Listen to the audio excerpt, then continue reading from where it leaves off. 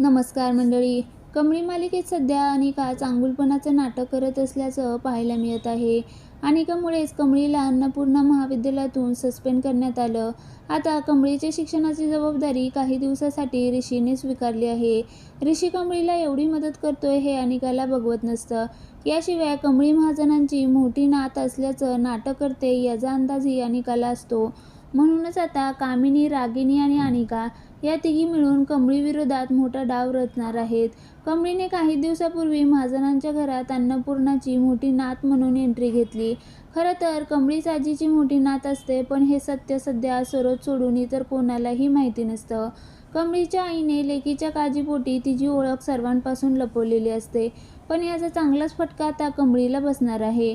अनिका, कामिनी आणि रागिनी या तिघी एकत्र येऊन कमळी महाजनांची मोठी नात असल्याचं नाटक करते असा खुलासा अन्नपूर्णा आजीसमोर करतात. राजन देखील त्याची चूक कबूल करतो.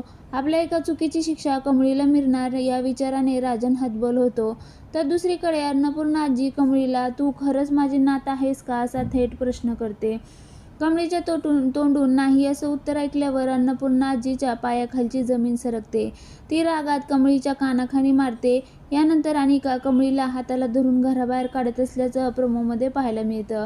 एप्रिल महिन्यात मालिकेचा हा सगळ्यात मोठा उलगडा होईल. पण कमळीचा हा प्रोमो पाहून नेटकरी मात्र नाराज झाले आहेत.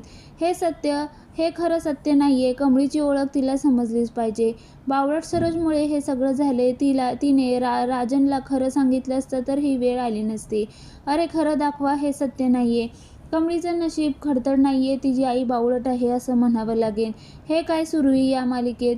कमळीच खरी नात आहे हे मोठं सत्य आहे.